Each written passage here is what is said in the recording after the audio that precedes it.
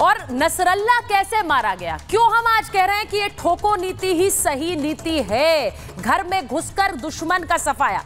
आपको बताती हूं, बेरूत पर हवाई हमले में हिजबुल्लाह चीफ ढेर हुआ है, नसरल्ला को मार गिराया है नेतन्याहू की फोर्सेस ने। इजराइल ने बंकर बस्टर बम से मार गिराया, यानी कि अगर बंकर में भी घुसे हो तो भी उन्हें ध्वस्त कर दे। लेबनान में हिजबुल्लाह का हेडक्वार्टर ही उड़ा दिया गया और यहीं पर छिपा हुआ था चीफ हसन नसरल्ला। ये इंटेलिजेंस इनपुट्स इजराइल के पास थी। बहुत समय से ऐसे ऑपरेशंस बहुत समय से प्लान किए जाते हैं। 27 सितंबर को इस सीक्रेट मिशन को अंजाम दिया गया, 27 सितंबर को। अब 27 सितंबर को इजराइल ने इसे ऑपरेशन न्यू ऑर्डर नाम दिया। न्यू ऑर्डर यानी कि एक पूरी व्यवस्था को बदलने वाला हमला। इजराइल ने ये हमले को एग्जीक्यूट किया और उस समय आपको बताऊं, जब हसन नसरल्ला को मारा गया तब नेतन्याहू ने अमेरिका से ऑपरेशन को मंजूरी दी थी। नेतन्याहू ने अमेरिका में बैठकर इस ऑपरेशन को ग्रीन सिग्नल दिया, हरी झंडी दी। ये जो तस्वीर आप देख रहे हैं, ये नेतन्याहू की अमेरिका की तस्वीर है, जब फोन पर उन्होंने बात की और फोन पर बात करके उन्होंने कहा कि इस ऑपरेशन को किया जाए, आगे बढ़ाइए इसे। बाइडेन से हरी झंडी मिलने के बाद फोन पर उन्होंने अपनी फोर्सेस को कहा कि इस ऑपरेशन को अंजाम में लाइए और वहां एक हवाई ऑपरेशन किया गया और नसरल्ला को मार दिया गया। तो ये जो तस्वीर आप देख रहे हैं, ये अमेरिका में बाइडेन से बात करने के बाद नेतन्याहू ने इस ऑर्डर को एग्जीक्यूट करने के लिए अपनी फोर्सेस को कहा। तो ये तस्वीर आपने देख ली। अब आपको बताती हूं, नेतन्याहू तो अमेरिका में बैठे हुए थे, फोन पर ऑर्डर कर दिया। वहीं दूसरी तरफ उनकी फोर्सेस क्या कर रही थी? जब नसरल्ला पर यह हमला हो रहा था तो वॉर रूम में क्या हो रहा था? ये वॉर रूम है, ये वॉर रूम है इजराइल का, जहां पर आईडीएफ चीफ, उनके डिफेंस मिनिस्टर इस पूरे ऑपरेशन को मॉनिटर कर रहे थे। वहां क्या चल रहा था, ये वॉर रूम की तस्वीरें आपको दिखा रही हूं। उनकी पूरी टीम एक एक सेकंड देख रही थी कि कब हवाई हमला हुआ, वहां नसरल्ला का खात्मा हुआ कि नहीं। ये तस्वीर आपको दिखा रही हूं। इसी के साथ साथ आईडीएफ की टीम और डिफेंस मिनिस्ट्री तो ये मॉनिटर कर रही थी और नेतन्याहू क्या कर रहे थे? वो उस समय यूनाइटेड नेशंस में थे और वो ये दो नक्शे दिखा रहे थे दुनिया को, द कर्स और द ब्लेसिंग, यानी कि कौन अभिशाप है और कौन वरदान है। नेतन्याहू ये कर रहे थे अमेरिका में। आपको बताती हूं इस तस्वीर के मायने क्या है। इस तस्वीर के मायने क्या है, इसे इस तरह से समझिए कि नेतन्याहू पूरी दुनिया को लेकर ये बताना चाह रहे थे कि कौन से ऐसे देश हैं जो पूरी दुनिया के लिए एक तरह से अभिशाप हैं, ये कर्स हैं, और कौन से देश वरदान हैं। तो वो आपको दिखाती हूं। जो मैप उन्होंने दिखाए, इसमें कौन कौन से देश अभिशाप है? ईरान, इराक, सीरिया और यमन, यानी कि ये देश किसी भी देश के प्रगति के खिलाफ ही खड़े हो जाते हैं और वहां पर सिर्फ और सिर्फ आतंकवाद फैलाते हैं। और वरदान कौन से देश हैं? वरदान में सबसे पहले उन्होंने भारत का नाम लिया, भारत का नक्शा दिखाया।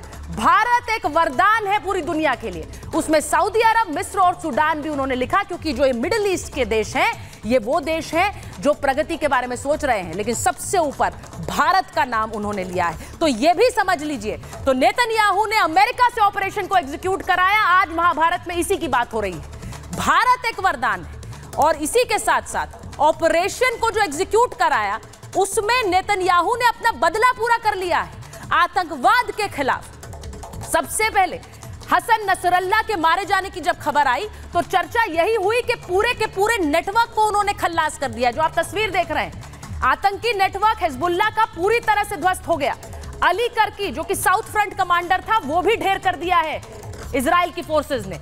वहीं इब्राहिम कुरैशी जो कि चीफ है मिसाइल रॉकेट्स का, उसको भी ढेर कर दिया। ये पूरा हिजबुल्लाह का नेटवर्क है, सबको मार गिराया है इजराइल ने। फुआद शुकर, ये टॉप कमांडर है हिजबुल्लाह का, इसको भी ढेर कर दिया है। वहीं मोहम्मद नासिर, जो कि डिविजनल कमांडर है, ये भी अब नहीं बचा है, इसे भी ढेर कर दिया इजराइल ने। और तालिब सलीम अब्दुल्ला, जो कि यूनिट कमांडर है, ये भी नहीं बचा। आप सोचिए, एक एक करके हिजबुल्लाह का पूरा नेटवर्क साफ हो चुका है। उसी तरह हमास, इस्माइल हानिया जो हमास का चीफ था, इसका खात्मा हो चुका है। आपने देखा ईरान में एक बड़े समारोह के लिए पहुंचा था और वहीं पर उसका खात्मा किया था। इसी के साथ मोहम्मद डईफ, जो चीफ था कसाम ब्रिगेड का, उसको भी खत्म कर दिया। ये मिलिट्री विंग का हेड भी था। और वहीं डिप्टी चीफ हमास का साले अल अरोरी। आप सोचिए, एक एक करके हर दुश्मन पर नेतन्याहू ने निशाना साधा, घर में घुसकर मारा है। अब आप सोचिए कि ये पूरा नेटवर्क ध्वस्त करने की सोच कहां से आती है। ईरान में जाकर मार रहे हैं, लेबनान में जाकर मार रहे हैं, किसी को नहीं छोड़ रहे हैं। आज महाभारत में इसी की बात कर रही हूं। मैं अपने मेहमानों का भी परिचय आपसे करा देती हूं, कौन कौन आज मेरे साथ महाभारत में जुड़ा हुआ है, जिनसे हम बात करेंगे, क्योंकि इसे लेकर बहुत सारी चर्चाएं हो रही हैं। एम्बेसडर दीपक वोरा हमारे साथ जुड़ रहे हैं। हमारे साथ जुड़ रहे हैं कर्नल दिनेश नैन, कर्नल शैलेंद्र सिंह। पाकिस्तान से हमारे साथ वरिष्ठ पत्रकार आरजू काजमी जुड़ रही हैं। हमारे साथ वरिष्ठ पत्रकार प्रेम कुमार जी जुड़ रहे हैं। मैं जरा एक बार सबसे पहले coming to you ambassador Vora, मुझे यह बताइए, नसरल्ला का खात्मा is a very important statement. ये सिर्फ एक खात्मा नहीं है, ये एक तरह से संदेश है, ये एक स्टेटमेंट है कि घर में घुसकर ठोकेंगे और एक एक आतंकी को, एक एक दुश्मन का सफाया करेंगे। इस नीति को आप कैसे देखते हैं? मैम, बहुत अच्छा लगता है आपके साथ जब होता हूं, और फिर जो बाकी आपके विशेषज्ञ हैं उनकी जानकारी मुझसे कहीं ज्यादा है, जरूर सुनूंगा वो क्या कह रहे हैं। ये जो घर में घुस के मारा है, मेरे सामने, मेरे हाथ में किताब है, मैं रेकमेंड करूंगा कि, मालूम नहीं है कि आप देख पा रहे हैं कि नहीं, उसका शीर्षक ये मोसाद के बारे में है। ये मेरे मित्र रोनेन बर्गमैन ने किताब लिखी है, राइज एंड किल फर्स्ट।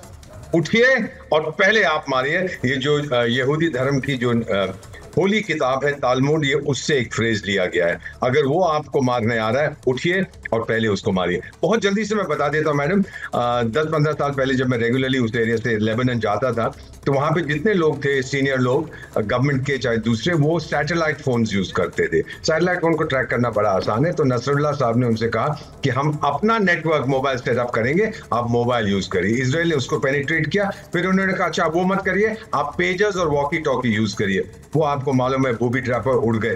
फिर नसरुल्लाह साहब बोले तो बड़ी खतरनाक चीज है, हम इन पर्सन मिलेंगे और मैं आपको मैसेजेस दूंगा, जैसे ओसामा बिन लादेन कुरियर के जरिए से एबटाबाद से भेजते थे। उसके आधार पर इजराइल को पता लग गया। नेतन्याहू बैठे हुए हैं न्यूयॉर्क में, हिजबुल्लाह वाले सोचे अरे वो न्यूयॉर्क में गए, अभी कुछ नहीं होने वाला, और मार गिरा। फाइनली मैं इतना ही कहूंगा मैम, मैं सनातनी हूँ, हमारी परंपरा में, रामायण में 15,000 साल पहले एक अव्वल जासूस भगवान श्री हनुमान ना केवल एक सीक्रेट मैसेज सीता माँ को दिया उस द्वीप में, लेकिन दुश्मन के घर में घुस के आग लगाई। ये हमारी परंपरा है, हमारा सिद्धांत है, जैसे प्राइम मिनिस्टर नरेंद्र मोदी ने कहा। अब हिजबुल्लाह, मेरा ख्याल है मैम, उसके इतने सीनियर लीडर मर गए हैं कि एक पीढ़ी 25 साल उसको लगेंगे वापस आने में। ईरान कहेगा मैं ये कर दूंगा, वो कर दूंगा, मार दूंगा, ये वो कह रहे हैं नहीं करेगा। नसरुल्लाह गया तो क्या? एग्जैक्टली एम्बेसडर, वो ये कह रहे हैं कि हम अभी खात्मा करेंगे, अभी हिजबुल्लाह खत्म नहीं हुआ है। उस तरह के बयानों की एक बाढ़ सी आ गई है।